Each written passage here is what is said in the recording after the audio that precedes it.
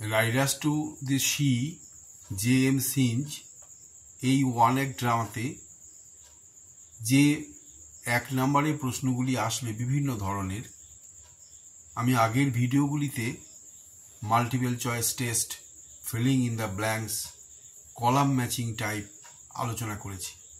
আমি এই ভিডিওতে অ্যাসারশন রিজনিং টাইপ, একটু কঠিন, একটু বুঝতে হবে প্রশ্নটি কেমনভাবে থাকবে এবং উত্তরটি কিভাবে করবে, আমি সেটি নিয়ে একটু আলোচনা করছি। Assertion reasoning type. অ্যাসারশন মানে কি? কোনো কিছু বক্তব্যের সমর্থনে বলা, মানে জোর দেওয়া যে এইটা কোনো একটা বিষয়, সেটাকে জানানো, অ্যাসারশন। আর রিজনিং মানে কি? সেই বক্তব্যের সমর্থনে যুক্তি দেওয়া, যুক্তি দিয়ে বোঝানো যে এটা একে বলা হচ্ছে অ্যাসারশন রিজনিং টাইপ। মানে কোনো একটি বাক্য বলা হয়েছে এবং সেই বাক্যের সমর্থনে আরেকটি বাক্য বলা হচ্ছে যে সেই যুক্তিটাকে বোঝানোর জন্য, এটাই হচ্ছে অ্যাসারশন রিজনিং টাইপ। আমি একটি উদাহরণ দিয়ে বোঝাচ্ছি। Assertion: Kathleen and Nora hid the bundle in the turf loft. আমরা নাটকটি যখন প্রথম শুরু হয়, প্রথম দৃশ্যেই প্রথমেই আমরা দেখেছি ক্যাথলিন আর নোরা তার মায়ের কাছ থেকে লুকিয়ে রাখার জন্য কাপড় চোপড়ের বান্ডিলটা এই মাচার উপর, যেখানে শুকনো কাঠকুটোর বান্ডিল আছে জ্বালানির জন্য ব্যবহৃত হয়, সেই টার্ফ লফটে লুকিয়ে রেখেছিল।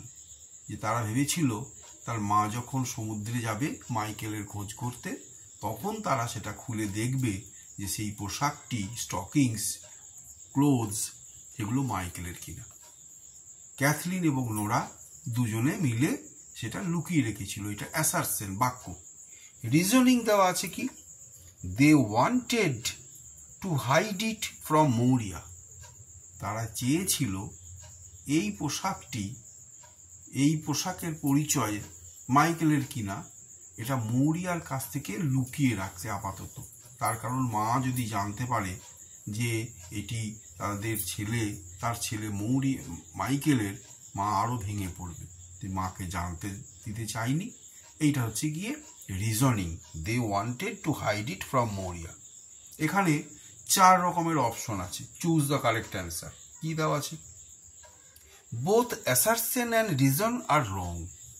মানে অ্যাসারশন, রিজন দুটোই ভুল, দুটো বাক্যই গ্রামাটিক্যালও নয় বা কিছু নয়।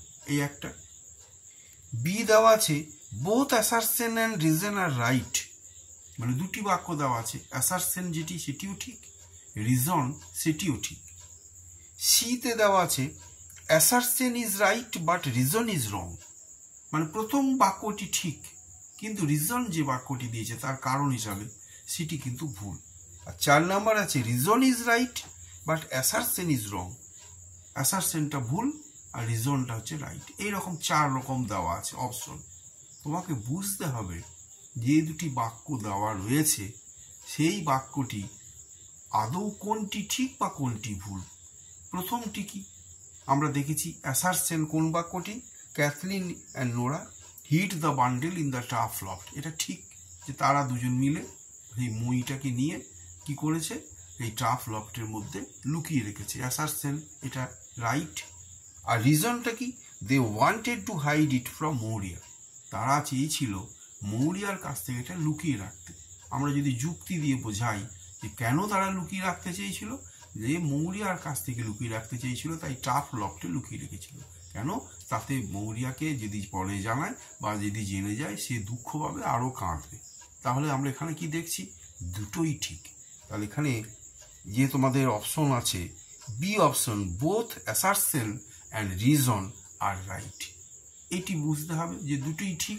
যেটি হলো সেটি তোমাকে গোল করতে হবে, এইভাবে উত্তর করতে হবে। তো অ্যাসারশন অ্যান্ড রিজন বাক্য দুটি, কথা দুটি কঠিন বলে মনে হলো, তোমাদের বুঝতে হবে বাক্য দুটি ঠিক আছে কিনা, গ্রামাটিক্যালি নয়, ঠিক বাক্যের অর্থ অনুসারে এবং গল্প অনুসারে ঠিক আছে কিনা।